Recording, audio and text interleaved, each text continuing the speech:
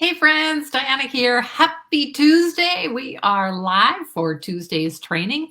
And this week, it's all about 3 reasons why you might be struggling to get to 10K a month and what you can do about it. So welcome to Tuesday's training, where every Tuesday, right around 1 o'clock, I go live sharing tips and strategies so that you can move your business forward, so that you can stop the frickin' tactic hustle, get some traction in your business, and make 5, 10, 15K a month so that you can live the life that you deserve. So welcome aboard.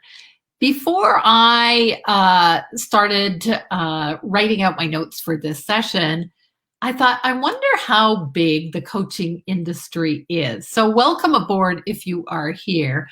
And share with me in the chat, if you will, how big do you think the coaching industry is? And I will say 2019 globally. How big do you think the coaching industry is globally in 2019? And I'd be curious to see what each of you think. So do share. And I have a second question. I did some research, and the average income for a coach in North America, I'm wondering if you know what that is, and I'd love for you to share that in the comments. And I don't see any comments yet, but I'm hoping to see some. So I'll go back to question number 1. Worldwide, globally, the coaching industry in 2019, they estimate it to be $15 billion. That's $15 billion. And they expect this to grow somewhere between 6 to 7% a year. And let's see, out of that 15 billion, half of that, just about half of that, is in the United States. So the average income, according to the International Coaching Federation, is $62,000. $62,000 a year. And when you start thinking about that and you deduct taxes and you deduct expenses, which typically, if you add those together, might be somewhere around the 40%. That means the average coach is probably earning less than $40,000 a year. So I'm on a mission to change that. $40,000 a year isn't a lot of money. So how can we change that? How can we get it so that you are making what you want? And it doesn't have to be 10K, whatever it is that you want. And so today I want to share with you 3 reasons why you might be stuck, spinning your wheels and not moving forward. So the first reason is you, and when I say you, let me tell you that I should substitute me, because I've been there. I've done this. Okay, I have spent my time on the wrong activities, right? I have spent my time working on the wrong activities. I have spent my time watching all these free friggin' webinars of different things that I think I should be doing. But as I was talking to a group of my coaching clients just a little earlier, and you can see behind me, it's what I call my grow meter. It's a thermometer, think of it, and there are different stages of business growth. And the problem is that so many of us work on activities that aren't appropriate for our stage of business growth. But here's the thing. We're working on activities that are not revenue generating, or RGA, revenue generating activities. So revenue generating activities are things like marketing, because marketing is what will generate the leads so that you can have the conversation, so you can convert them into clients.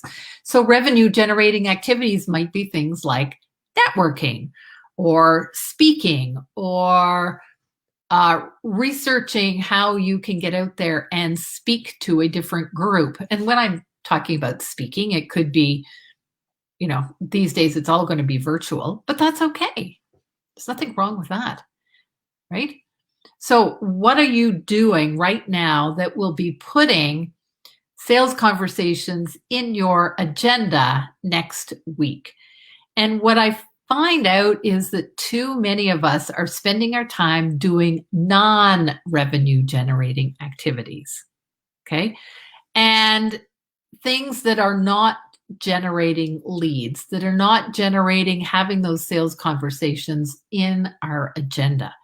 So are you spending your time on the wrong activities? And if you are, then maybe it's time to change those activities. The other thing is when we're talking about our activities, and sometimes we think that we should be on social media and we should be out there networking. But the question is, are those revenue generating activities actually generating revenue?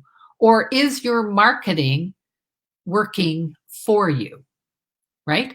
Is it generating the types of potential client conversations that you want to have? So if it is not, then I suggest that perhaps it's not the marketing tactic that is at fault, but maybe the message that you're trying to deliver in that marketing tactic. So the thing to do if you want to move your business towards that 10K or that 5K or 20K a month is focus on activities that lead to bringing in sales conversations. So an action item might be that you actually record where you're spending your time. Where are you spending your time? And if you did this for a couple of days, you might realize that you're not spending your time in the right areas. Okay, so that was number one. We are spending our time doing the wrong types of activities. Number two, we are trying to do too many activities at once.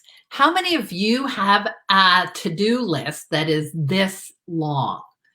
And we get overwhelmed when we looked at that to-do list, right? We think, oh, maybe I should be doing this, or maybe I should be doing that. Maybe I should be doing Facebook ads. Maybe I should be doing Facebook Lives. How do you prioritize those activities on that to-do list? Are you spending your day trying to answer tons of emails or answering phone calls and then putting marketing in between all of those activities? If that is the answer, then the problem is that if you are running your day like that, you are losing productivity. Every time we change from one type of activity to another. So for instance, if we go from writing to answering the phone, and then answering the phone to going back to writing, we have lost in the area of 30% of our productivity. Focus on one activity at a time. Focus on one activity at a time. Where am I going here? Multitasking is not efficient. So somebody just texted me and I shouldn't be paying attention, right? I shouldn't be paying attention. Multitasking. So pick one thing, master it before moving on to the next. So the action items would be is try to batch activities together. So for instance, my Mondays tend to be the day where I write or produce my content. So if it's writing, then I'll write. If it's doing videos, then I'll do videos. Okay. So I actually produce this document, these notes that I'm working from on Monday. It wasn't this Monday, but it was a Monday before. So try to batch those things together. And the other thing is ask yourself, where are your greatest strengths? So if you are a So the question is, where are you most comfortable, or how are you most comfortable producing your content? Let's say it's content.